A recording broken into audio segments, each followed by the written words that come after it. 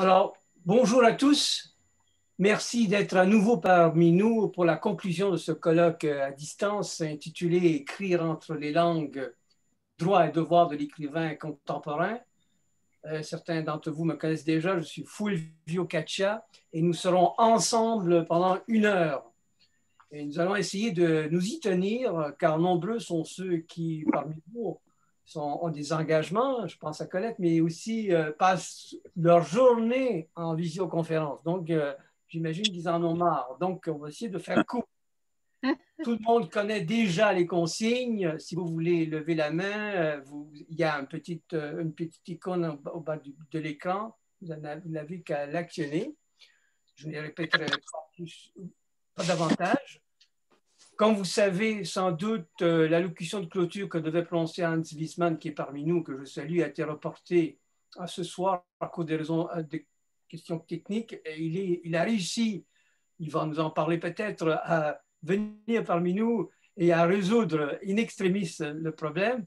Et nous sommes heureux de l'accueillir, cher Hans. Donc, votre allocution sera suivie d'une période de questions et c'est Antoine Spire, président du PAN Club, qui dira donc le mot de la fin. Certains d'entre vous ont déjà lu ou entendu notre hôte en 2019 lors du colloque du PEN Club dédié aux langues européennes et qui s'est tenu à la Maison de l'Europe. C'est un grand spécialiste de la philosophie que nous accueillons et de l'Antiquité plutôt, hein. Philosophie de l'Antiquité. Hans Wiesmann, votre essai très personnel, Penser entre les langues, a inspiré cette rencontre qui se voulait à la fois littéraire et aussi politique et scientifique. Vous avez été directeur d'études, vous êtes directeur d'études et mérites à l'École des hautes études en sciences sociales. Vous êtes l'auteur avec Jean Bollac d'un livre qui s'intitule Héraclite ou la séparation. Vous avez également publié Walten Benjamin et Paris aux éditions du Cerf dans la collection Passage que vous avez dirigée. Vous avez également publié Les avatars du vide, Démocrite et les fondements de l'atomisme, et plus récemment encore, L'avenir des langues, repenser les humanités avec Pierre Judet de la Combe. Mais avant de vous donner la parole, j'aimerais rendre ici hommage à une femme qui a pratiqué sa vie durant cette écriture entre les langues et qui nous a quittés la semaine dernière. Je vais évoquer ici la mémoire de Régine Robin. Elle a été à la fois historienne, sociologue et auteure d'une vingtaine d'ouvrages qui interrogent les rapports complexes entre modernité et tradition, langue et langage. J'ai connu Régine Robin à Montréal alors qu'elle venait d'arriver pour enseigner la littérature. Par la suite, elle fut la proche collaboratrice de la revue trilingue et transculturelle Vice Versa, que j'ai cofondée et qui était publiée en plusieurs langues. Rien de mieux, donc, pour lui rendre hommage que d'entendre sa voix. Francis Coffinet nous fait l'amitié de nous lire 2 extraits tirés de son livre Testament, comme elle l'a elle-même qualifié, qui s'intitule Un roman d'Allemagne, paru en 2016. Elle y relate la relation complexe qu'elle tisse enfant avec ses 3 langues, le yiddish, le français et l'allemand. Francis, à toi. Donc c'est un extrait des Figures du trébuchement. Je ne sais pas exactement ce qu'a été ma langue maternelle. Pendant la guerre, il ne fallait pas parler yiddish, langue de mort, mais le français, sans accent. Puis après la guerre, il fallait passer inaperçu. Ne pas s'appeler Rivka, trop juif, ni Azerstein, trop étranger. Ne pas habiter Belleville, trop pauvre, trop émigré. Dans un sens très précis, au sens de la langue de ma mère, de ses pensées, de ce qu'elle me disait quand elle me portait, de sa voix, de ces paroles et de ces échanges avec mon père et avec mon frère. Cela n'a pu être que du yiddish.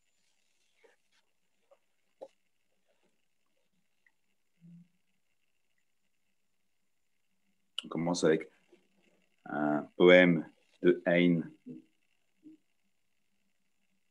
Dans le nord, un pin solitaire se dresse sur une colline aride. Il sommeille. La neige et la glace l'enveloppent de leur manteau.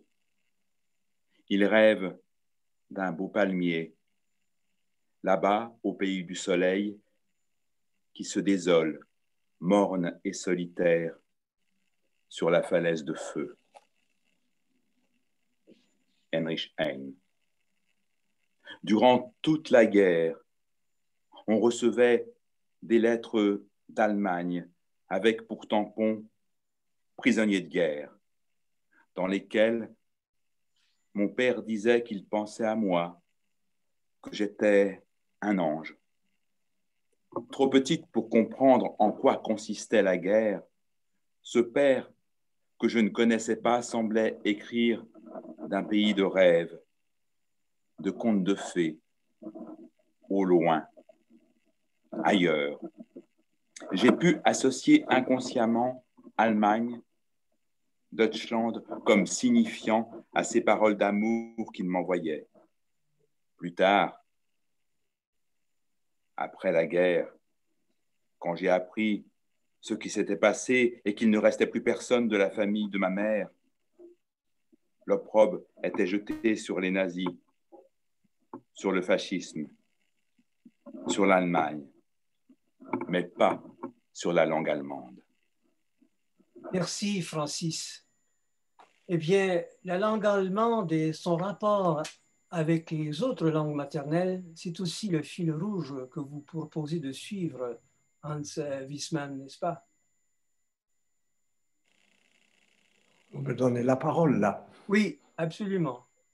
Il est difficile de l'apprendre après avoir écouté cette lecture. On descend vers une forme de banalité résonante et il faut que je l'assume.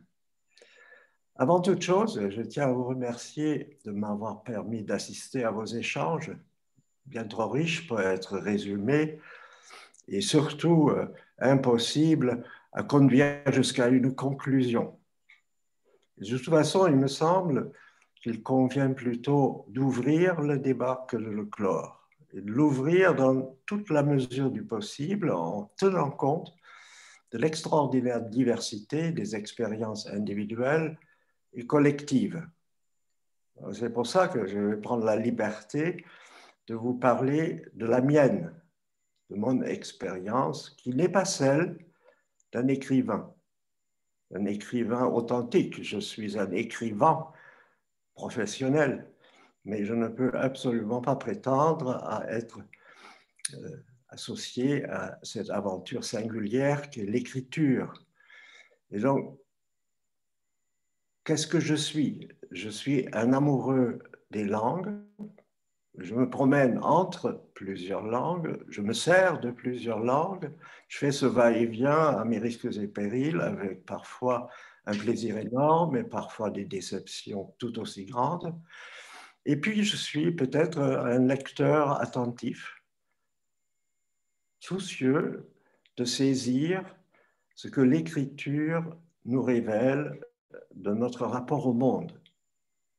Et donc, je partirai un peu de la manière dont je ressens la problématique que vous avez amorcée tous ensemble. Je crois que la question du plurilinguisme et de son rôle, son impact, disons, dans la création littéraire, oblige à envisager d'abord un véritable préalable théorique que je vais formuler de la manière la plus sommaire. Dans toute langue historique coexistent plusieurs langues. Avant même qu'il existe un plurilinguisme extérieur, il y a un plurilinguisme intime qui est propre à chaque langue. Ce qui est intéressant à mes yeux, c'est que ces langues, ou plutôt ces usages de la même langue, se déploient entre deux pôles. Un pôle qui peut être identifié comme référence objective, c'est le dire qui dénote, qui désigne et qui se rapporte à des faits. Et à l'autre bout, à l'autre pôle, on a affaire à un vouloir dire qui ne vise pas du tout à établir avec précision et exactitude un fait, mais à évoquer, à exprimer la dimension du sens. Et entre ces deux extrêmes se situent pratiquement toutes les prises de parole écrites ou parlées. À partir de ces constats que j'avais dressés avec Père Judé de Lacombe dans l'Avenir des langues, en utilisant une expression qui s'est maintenant popularisée, à savoir, il y a un usage dénotatif de la langue qui objective au maximum le rapport du locuteur à ce dont il parle, le simple dire, et à l'autre bout, l'usage connotatif, dénotatif d'un côté, connotatif de l'autre, c'est-à-dire un usage où se superposent de manière métaphorique plusieurs niveaux de compréhension qu'il s'agit de déchiffrer. C'est ça la véritable lecture. Ce n'est pas l'information qui est en jeu, l'information est en jeu du côté du pôle dénotatif. C'est la communication, la mise en commun, et je n'ose pas dire la communion, mais c'est de cet ordre-là, et c'est le sujet, écrivant ou parlant, qui invite à le rejoindre dans une aventure qui tourne autour de la difficulté de faire émerger un sens. Dans toutes les langues historiques, c'est-à-dire disposant d'une épaisseur historique suffisante, une espèce de sédimentation sémantique où se sont empilés les différents usages, toutes ces langues historiques nous invitent à naviguer entre ces deux pôles. Or, ce qui me paraît tout à fait intéressant, c'est que le pôle qualifié de dénotatif est le pôle où se situe tout un ensemble de théories philosophiques qu'on rapporte en général au nom de Descartes.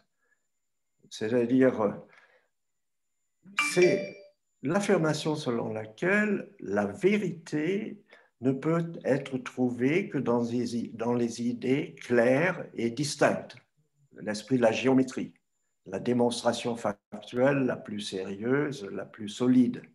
C'est pour ça que Boileau, cartésien, quelques décennies plus tard, écrit dans l'art poétique cette phrase que tous les petits Français ont dû apprendre à l'école: ce qui se conçoit bien s'exprime clairement, et les mots pour le dire affluent aisément. Et c'est une conception de la poésie à laquelle s'oppose une conception diamétralement opposée, dans la mesure où ce que Boileau écarte avec Descartes, c'est la connotation, puisque la connotation trouble la netteté géométrique de ce qu'il s'agit de saisir comme idée claire et distincte. À l'autre bout, on a affaire à une philosophie dont peut-être l'un des représentants les plus intéressants est Giambattista Vico, qui au début du XVIIIe siècle, quelques années après Boileau, a écrit sa Nouvelle Science, qui est une tentative de montrer que le langage originaire de l'humanité, c'est la poésie, c'est la métaphore, et ce n'est absolument pas l'évocation géométrique d'une idée claire et distincte, c'est-à-dire circonscrite de façon stricte.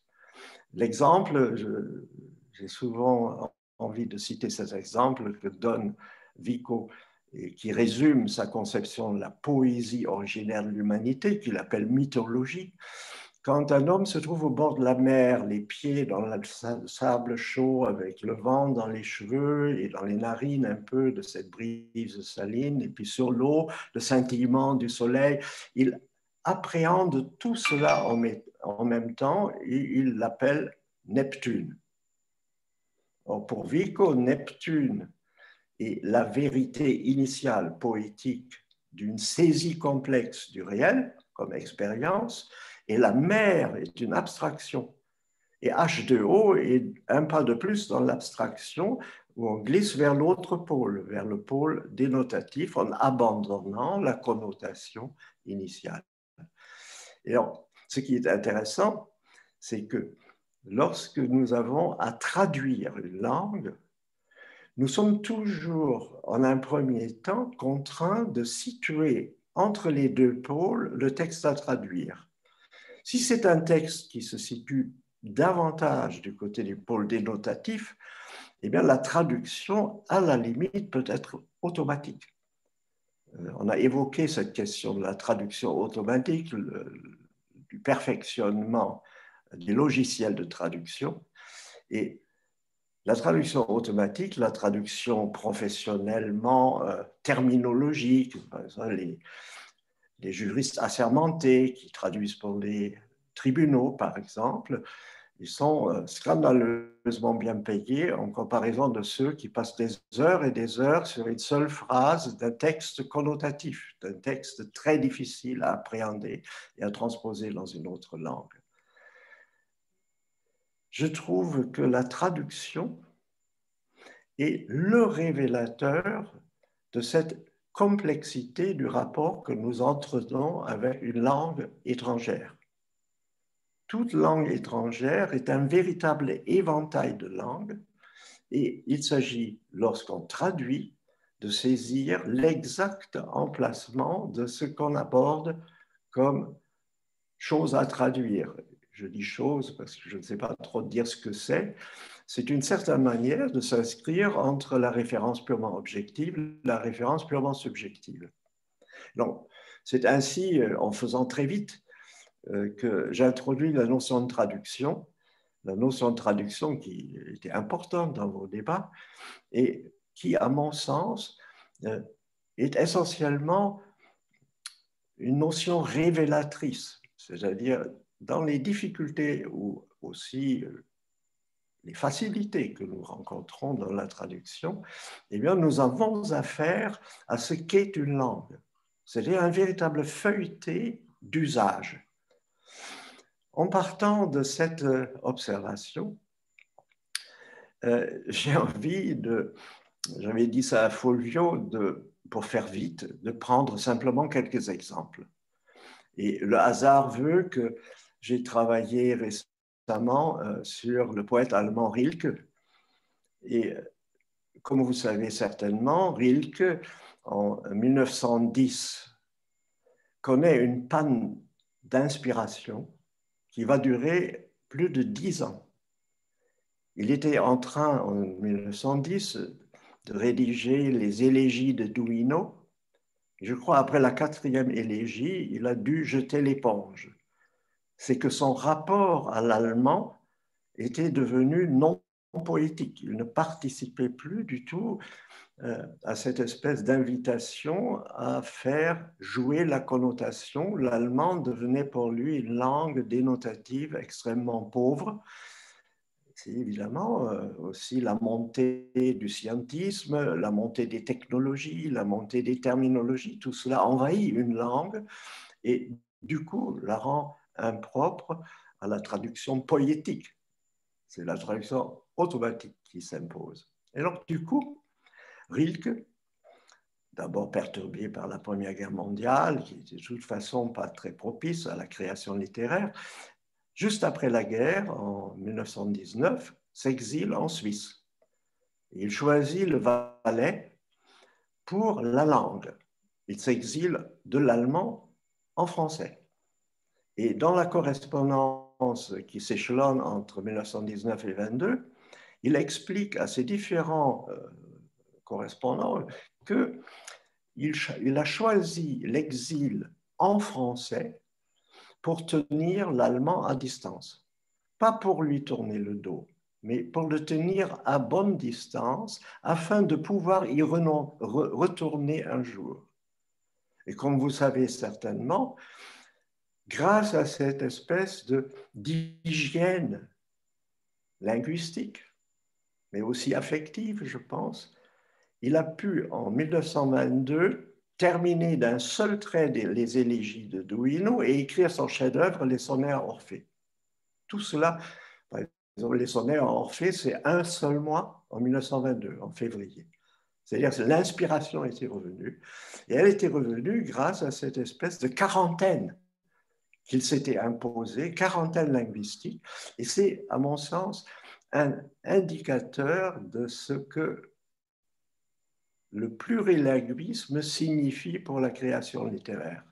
Ce sont des espèces de thérapies de distanciation avec des retrouvailles qui sont d'autant plus riches qu'on a pris de la distance. Alors, je vous donne un premier exemple tiré des sonnets à Orphée. L'avant-dernier sonnet, qui est consacré à une jeune danseuse morte subitement, ce qui avait beaucoup affligé Rilke.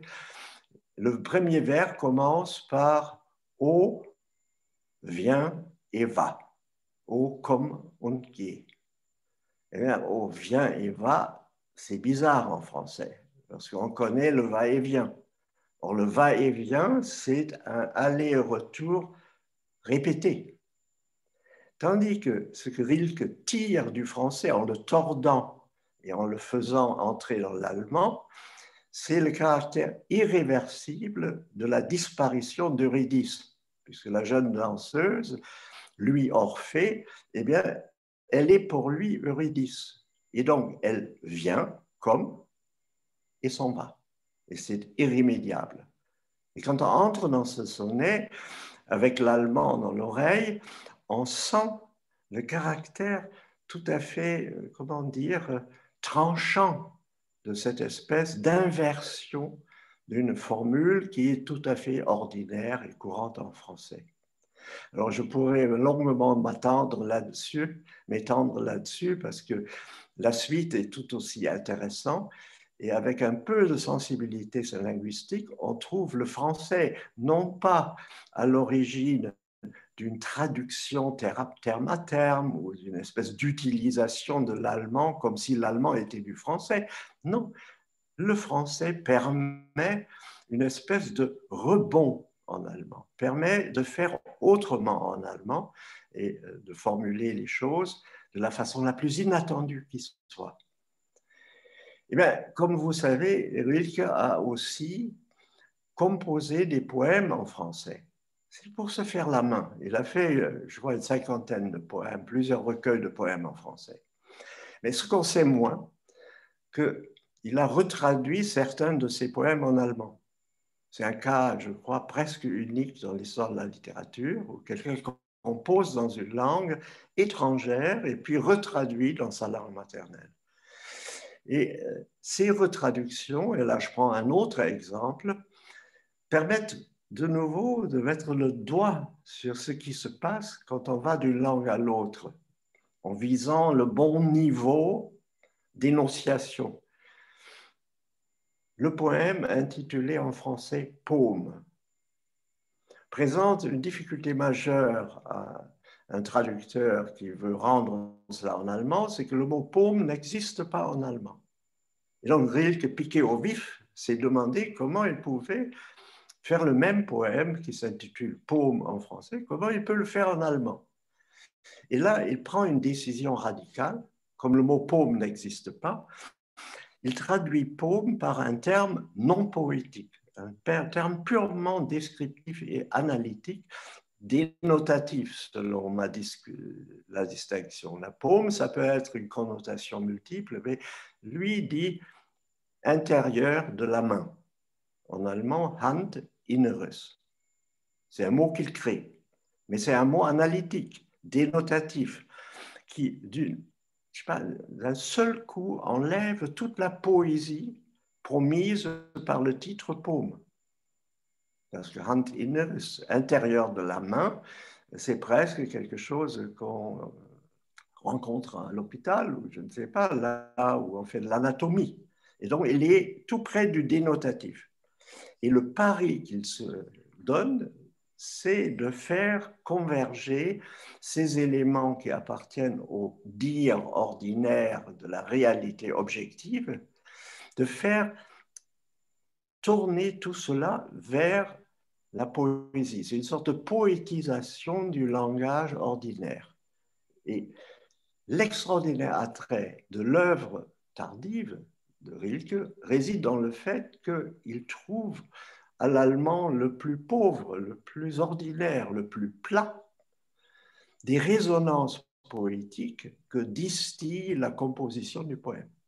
La composition du poème est une sorte d'alchimie qui fait que ce qui au départ est tout à fait plat, tout à fait, je ne sais pas, dans mon langage dénotatif, eh bien, finit par s'enrichir de connotations et par devenir évocateur de sens qui dépasse de beaucoup la simple désignation de quelque chose qu'on peut se représenter selon Descartes clairement et distinctement. C'est le deuxième exemple. Et puis, je ne veux pas être trop long, parce que je parle toujours de la même chose, donc peu importe d'être bref.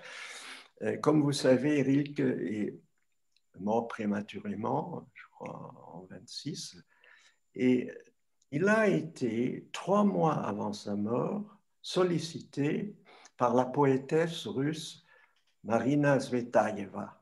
Une grande poète, oui. Boris Pasternak, le jeune Boris Pasternak, qui avait suggéré à Marina, qui avait quitté l'Union soviétique à la Révolution d'octobre, s'était installé 3 ans à Berlin, ensuite 1 an à Prague, et qui se trouve à Paris. Boris suggère à Marina d'écrire à Rilke pour échanger avec lui sur ce phénomène que Rilke a d'une certaine manière éprouvé de l'intérieur, c'est-à-dire le rapport de la langue maternelle, ce qu'on appelle la langue maternelle, aux autres langues, qui seraient les langues étrangères.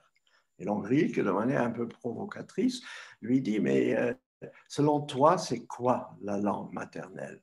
Et donc il y a la réponse, je l'ai apportée, il y a la réponse célèbre de Tsvetaeva, qui doit nous donner à penser. Elle lui dit, écrire des poèmes, c'est déjà traduire. Alors, on est au cœur de notre sujet. Écrire des poèmes, c'est déjà traduire de sa langue maternelle dans une autre, peu importe qu'il s'agisse du français ou de l'allemand. Là encore, la langue du poète se situe dans un ailleurs par rapport à toutes les langues données. Il s'agit de les traverser, de les faire résonner les unes dans les autres. Pour créer un poème, eh bien, il n'est pas important de préciser que c'est un poème français ou un poème allemand. Aucune langue n'est langue maternelle. C'est la provocation absolue. Aucune langue n'est langue maternelle.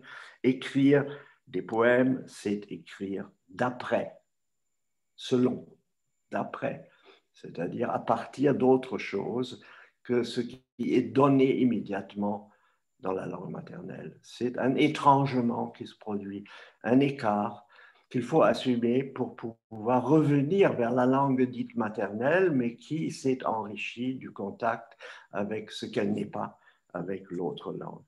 C'est pourquoi je ne comprends pas qu'on parle de poète français ou russe. Un poète peut écrire en français. Il ne peut être un poète français. Et là, c'est vraiment, c'est fort. C'est ridicule. Je ne suis pas un poète russe. Et c'est toujours un étonnement pour moi d'être tenu pour tel, considéré comme tel. On devient poète, si tant est qu'on puisse le devenir, qu'on ne le soit pas tous d'avance, non pour être français, russe, etc., mais pour être tout. Et voilà, ça c'est le mot décisif. La création littéraire qui traverse les choix différents, opposés, qui s'offre avec la diversité des langues dites maternelles, s'affranchit de sa propre langue maternelle pour créer quelque chose qui est évocateur du tout. Ou encore, on est poète parce qu'on n'est pas français. La nationalité est forclusion et inclusion. Dernière phrase, Orphée fait éclater la nationalité ou l'élargit à tel point que tous, présents et passé. Ils sont inclus. Il n'y a pas plus belle, il me semble, plus belle évocation du rapport que le poète, et je pense l'écrivain dans le sens noble du terme, entretient avec sa langue maternelle pour en faire une langue maternelle de second degré, qui, elle, est la langue maternelle de tous, la langue maternelle de l'humanité. Et Rilke, qui recela, c'est en septembre 26, et il est mort en décembre. Il répond, « Écoute, ma chérie, je voudrais écrire en toi. » Alors, c'est en toi.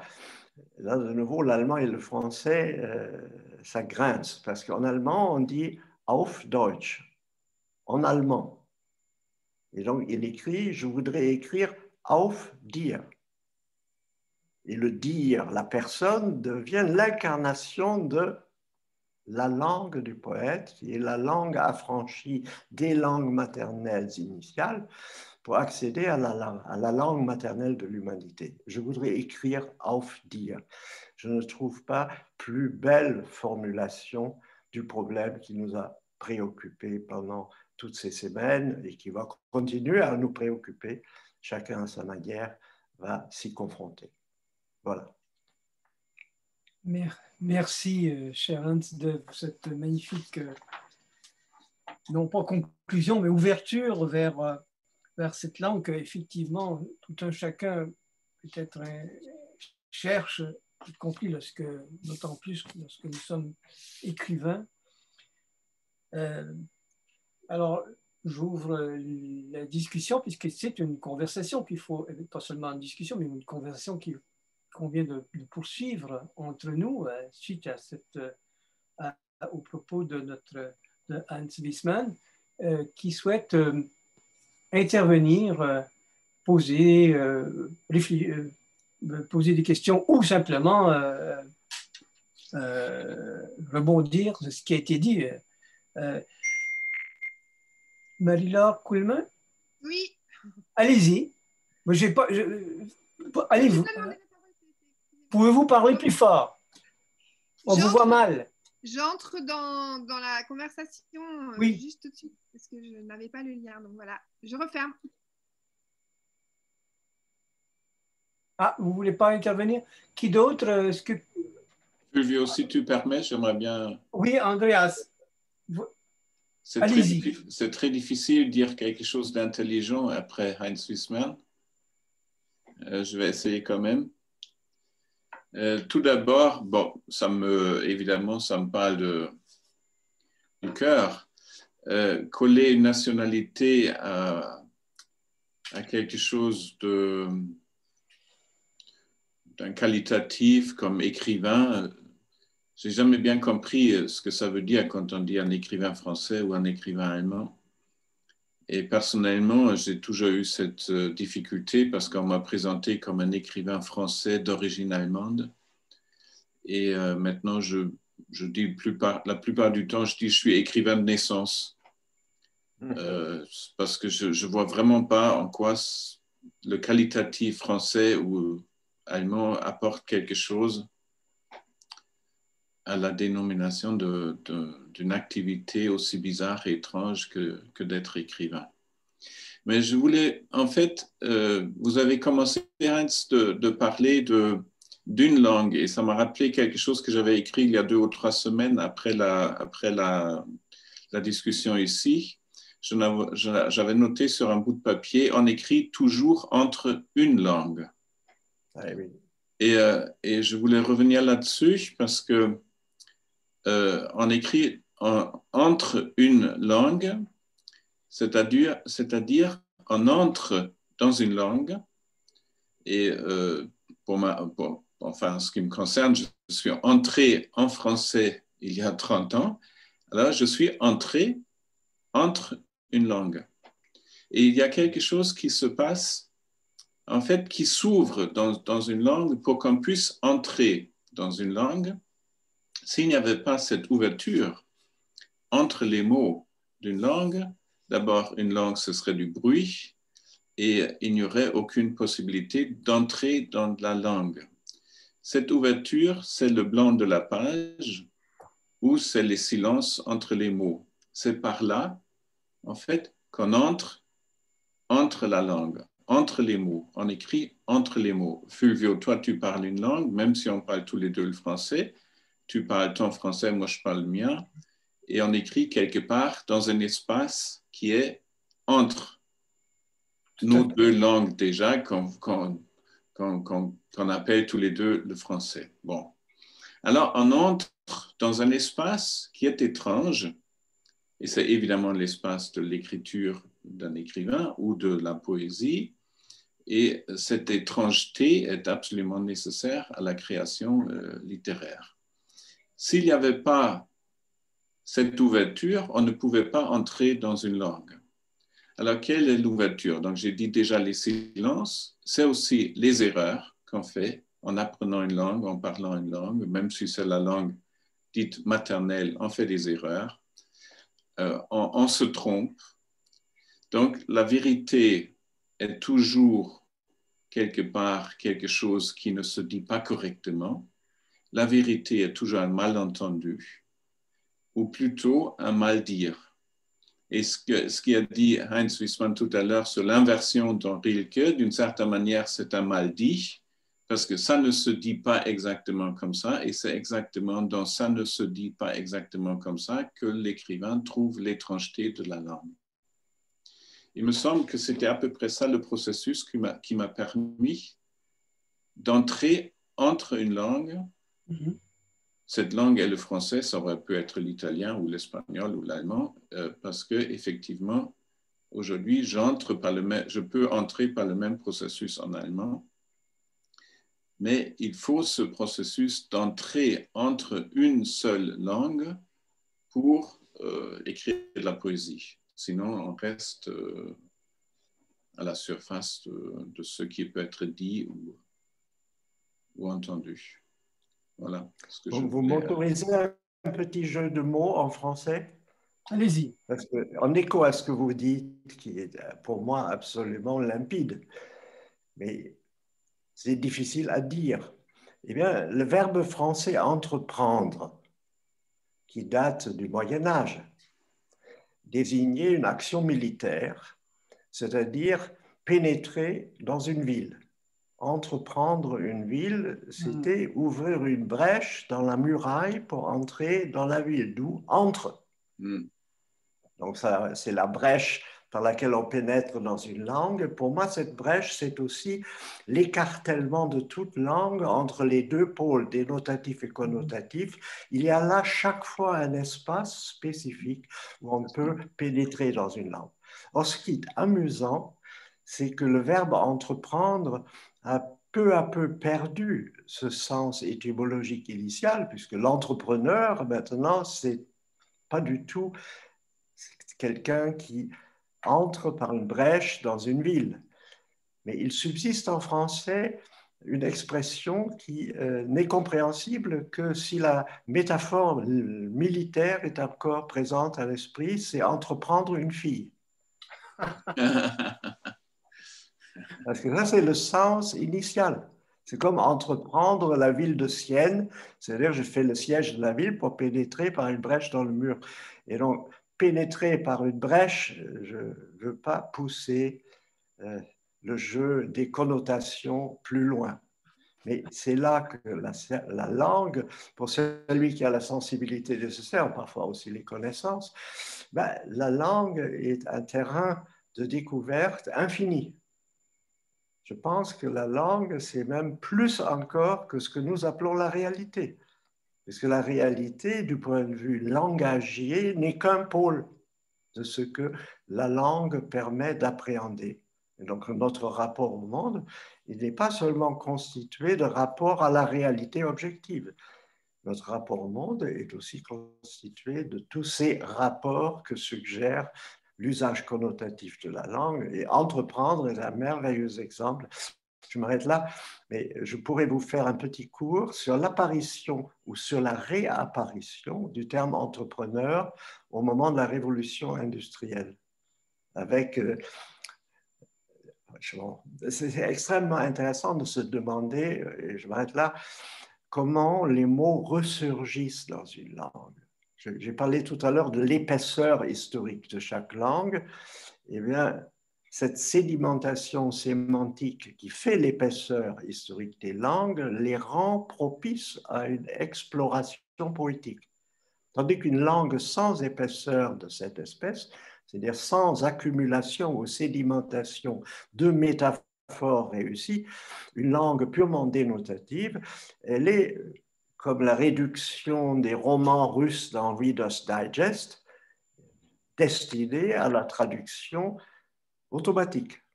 Et pour finir, je ne résiste pas au plaisir de vous évoquer l'aventure de mon beau-frère, un de mes beaux-frères, qui est poète, artiste, multifonction, si j'ose dire. Et il avait lancé, il y a une dizaine d'années, une revue de poésie qui consistait à exploiter les sites porno américains en traduction automatique pour guetter la poésie involontaire que les défauts des logiciels produisaient. Donc, c'est comme l'écriture automatique des surréalistes, c'est-à-dire on écrit dans un automatisme et on retient après que les réussites. C'est quand même un peu triché tout ça. Ben, lui retenait les réussites qui étaient involontaires évidemment, puisque le logiciel n'était pas au point. Et il a dû arrêter cette revue quand le logiciel perfectionné traduisait les sites porno de manière à ce qu'ils restent porno. Ils ne deviennent pas des poèmes d'amour. Alors, vous pouvez trouver cette revue, c'est extraordinaire pour comprendre ce que c'est que la poésie. C'est une espèce c'est comme si ça déraillait à partir de la dénotation la plus crue, la plus banale, la plus grossière. À cause d'un défaut de traduction, on glisse vers quelque chose de complexe, d'allusif, d'évocateur, et c'est là que la poésie naît. Elle naît grâce à un écartement, si on peut dire ça comme ça. Quelque chose s'écarte, ne reste plus à l'endroit où cela a été situé initialement, et la traduction est l'expérience de ces déplacements. C'est pour ça que Rilke a fait cette expérience en se retraduisant lui-même en allemand. Ça mérite un colloque entier du Pen Club de regarder les retraductions des poèmes français de Rilke en allemand. C'est une mine inépuisable de découvertes. Pardon. Je voudrais vous poser une question, Heinz Wiesmann. Est-ce que vous ne croyez pas que votre insistance sur la langue poétique comme étant entièrement du connotatif ne risque pas une sacralisation de la langue poétique? Et est-ce que finalement, dans toute langue poétique, il n'y a pas aussi du dénotatif? Et en conséquence, on est toujours dans un tremblement, dans une hésitation.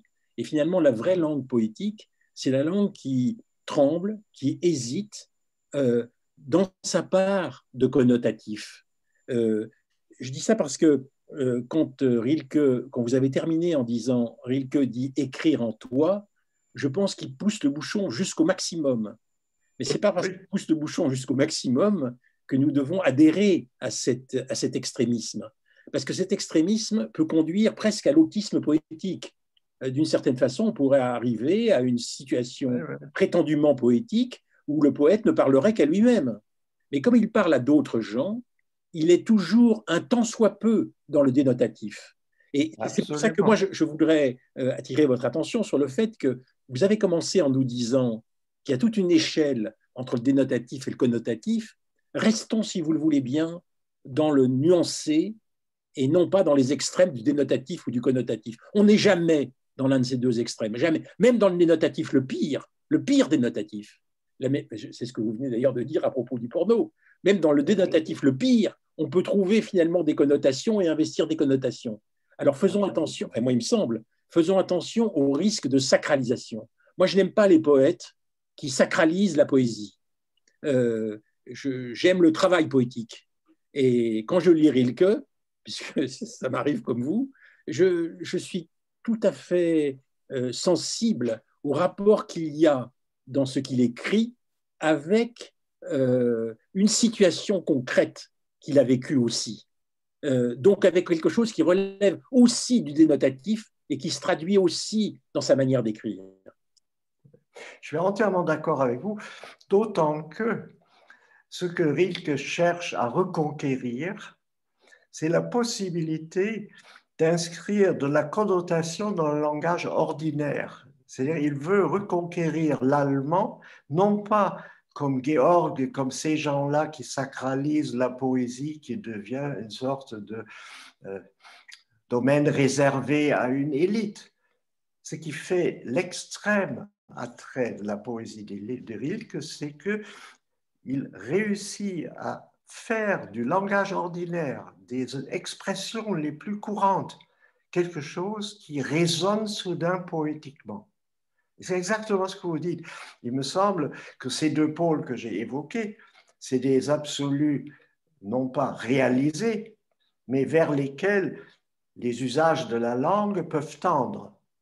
Et donc, en réalité, toujours entre les deux. Et donc, le dénotatif est omniprésent dans la connotation. Il y a une phrase de Germaine de Staël que j'adore, parce qu'elle a fait ce petit livre sur l'Allemagne, où elle explique pourquoi les Allemands n'ont pas de conversation. Et à un certain moment, elle dit que la conversation n'a pas pour objet d'établir une quelconque vérité. La conversation sert à produire une sorte d'électricité qui permet à ceux qui sont trop tendus de se décharger et à ceux qui ne le sont pas assez de se recharger. Et donc, du coup, on est dans un entre-deux que je trouve absolument délicieux, où les gens qui sont vidés se remplissent et les gens qui sont trop pleins débordent. Et ça, c'est le lieu où tout ça se passe, entre les deux extrêmes. Donc, je vous donne 1000 fois raison. Et je pense que Rilke est un très bon témoin de ça. Puisque toute son ambition était de reconquérir l'allemand, non pas comme une langue d'élite hermétique, inaccessible au commun des mortels, mais une langue qui est la langue de tous et qui, à l'insu de tous, parle poétiquement. Pour ainsi dire, dans leur dos. Sylvestre, merci. Oui.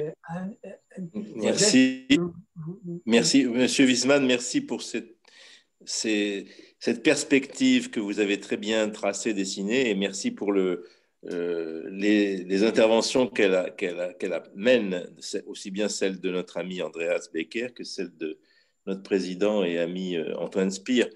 Je partage tout à fait votre approche, Monsieur Wiesmann. Alors, je suis content d'être là aussi aujourd'hui parce que nous devions être ensemble la semaine précédente. Et j'avais d'ailleurs, de ce fait, écrit un texte que je ne vais pas relire ce soir, qui était destiné à faire un peu écho à ce que vous alliez dire. Donc, vous en aurez connaissance, je pense, par ailleurs. Donc, je voudrais vous remercier pour avoir dit plusieurs choses qui me paraissent très importantes, notamment le fait d'entreprendre. Et je dirais que, sans vouloir absolument me comparer à Rilke, que j'adore, qui est un de mes poètes préférés, je dirais que j'ai fait une pause aussi moi-même en écriture très longue, d'une douzaine d'années, au moment où j'ai commencé à être éditeur, et j'ai édité beaucoup de textes de sciences humaines, j'ai édité aussi d'autres poètes, je ne m'éditais jamais moi-même, j'ai édité beaucoup de choses, des romans policiers, des livres pour la jeunesse.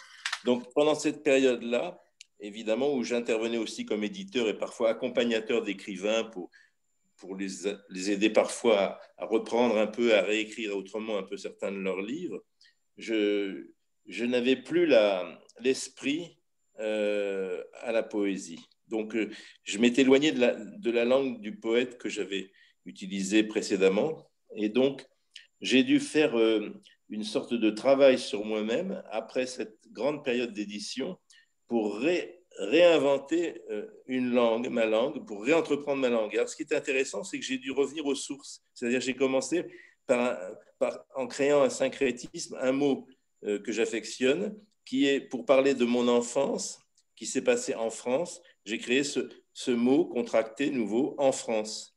En France, en un seul mot. Donc, une enfance en France, en fait. Et à partir de là, c'est comme si j'avais retrouvé la source première et que tout est venu ensuite. Alors, j'ai d'ailleurs, c'est très intéressant ce que vous ayez parlé de Rilke, parce que j'ai éprouvé le besoin d'aller dans le Valais.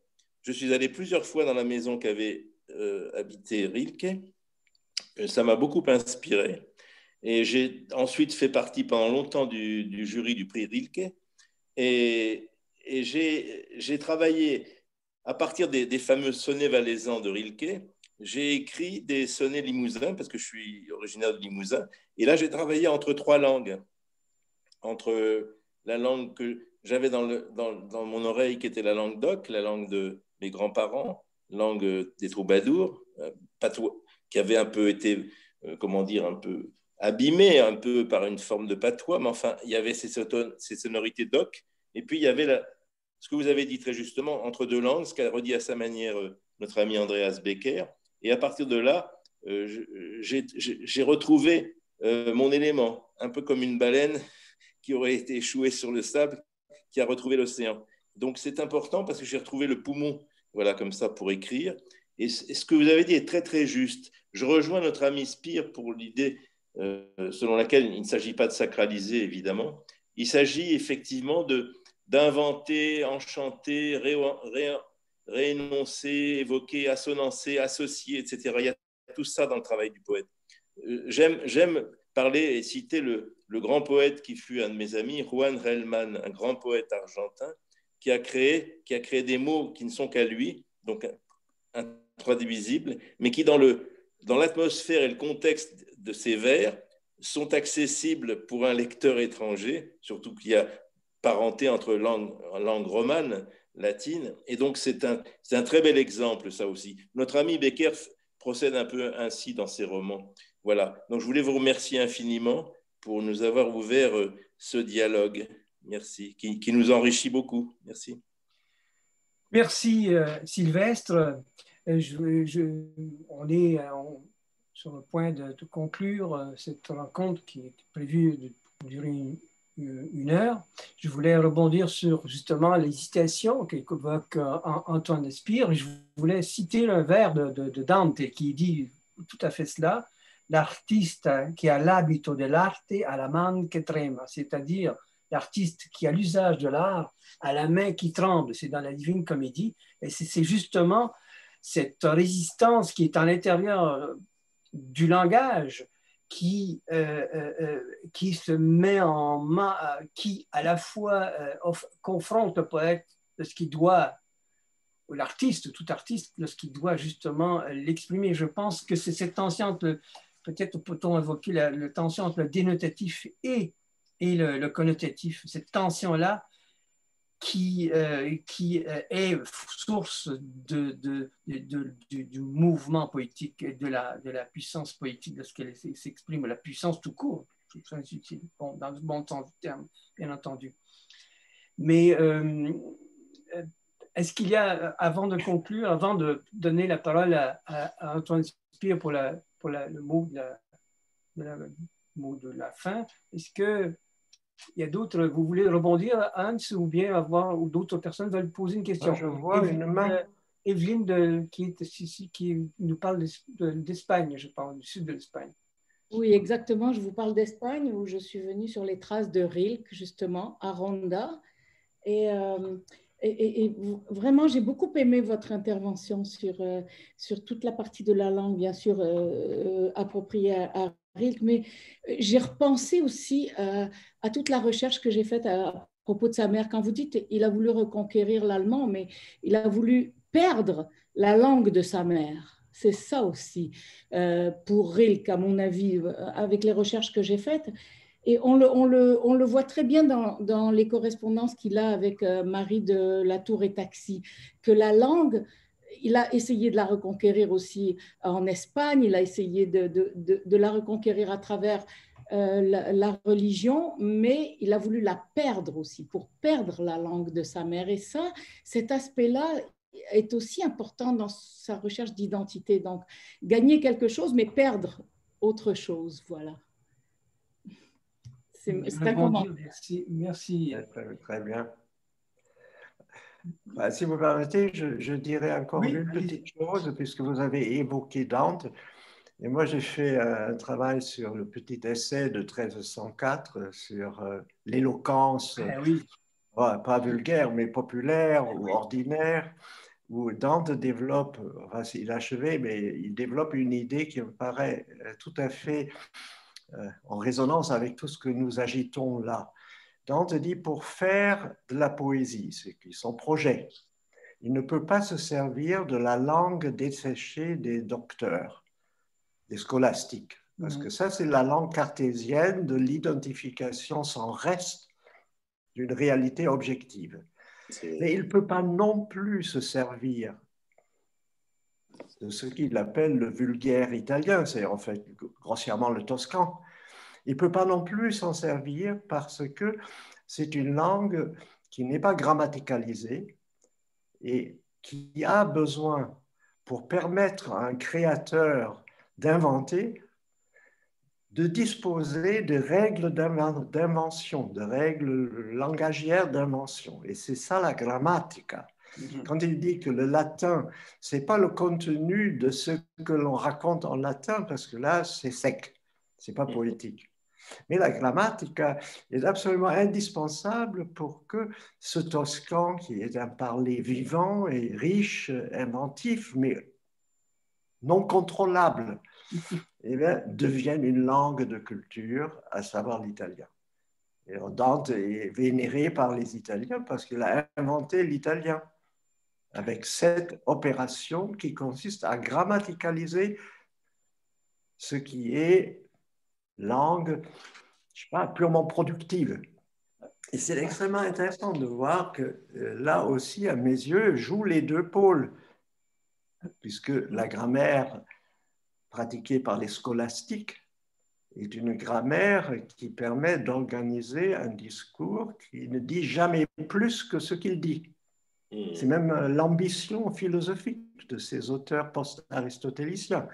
Écrire une langue qui dit ce qu'elle dit, et pas plus.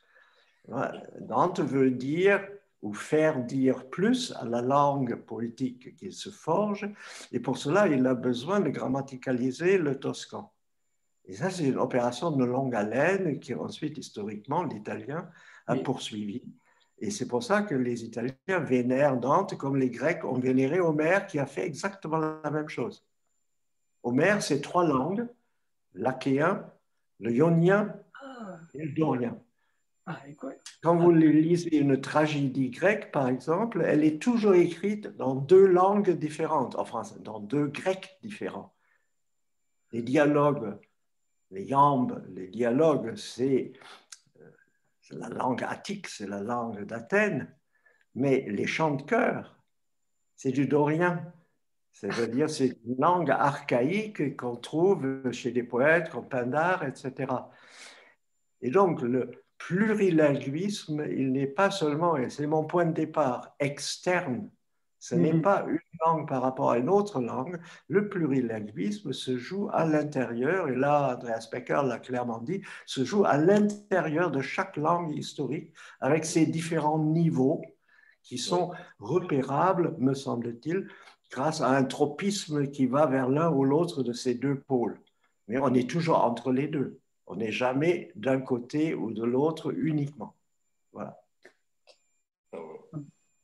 Quelle conclusion. Mais merci, cher Hans. Je donne la parole à Antoine Spier pour le mot de la fin. Heinz Wiesmann, je voudrais vous remercier évidemment du fond du cœur au nom du Pen Club. Ce que vous nous avez apporté est essentiel.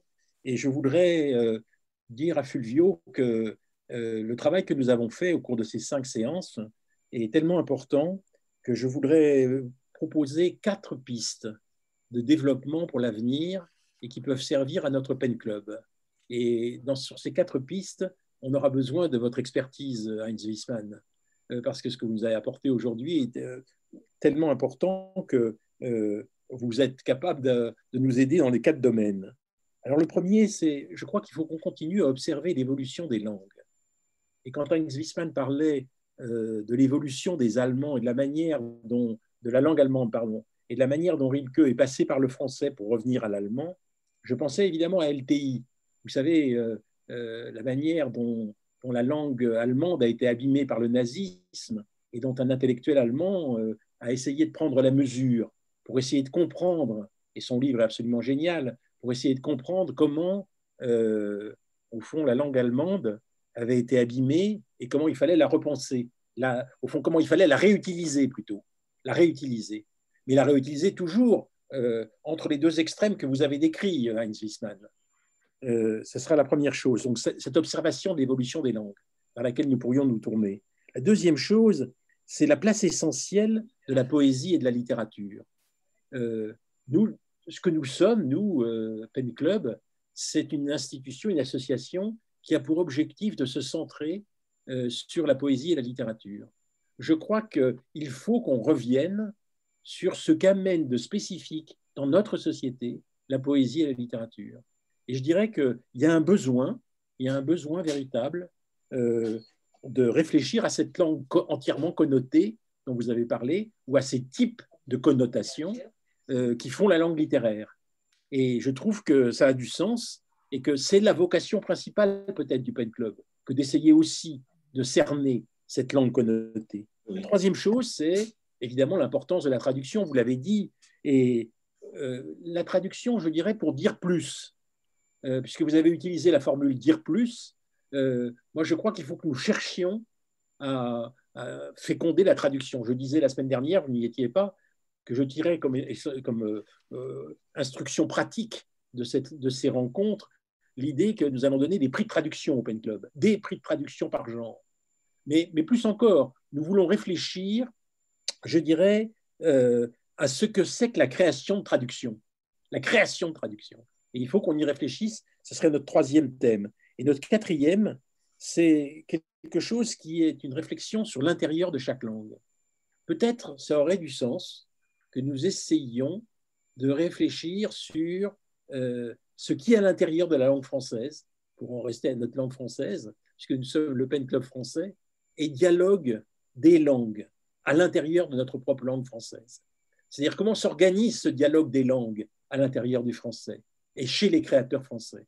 Voilà, c'est les 4 pistes que je verrais pour prolonger au fond cette réflexion, ce qui veut dire qu'on a du champ là pour travailler et pour réfléchir, nous, Pen Club, et je vous en remercie, Heinz Wiesmann, parce que vous nous avez aidés à ça. Merci, bravo. Merci, cher Antoine. Eh bien, écoutez, il est 19h06, on est presque dans les temps.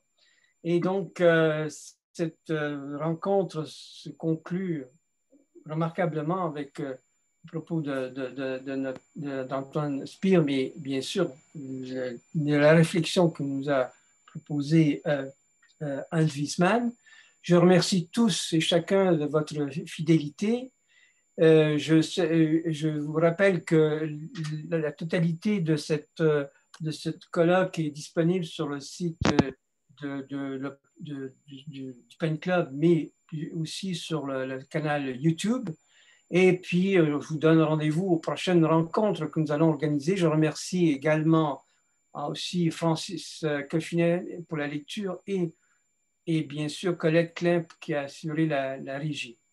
Je vous souhaite une bonne soirée et à bientôt. Merci. À bientôt. Au revoir. Au revoir. Ouais, merci. Merci à vous. Merci, au revoir. Merci, au revoir. Merci. Merci, au revoir.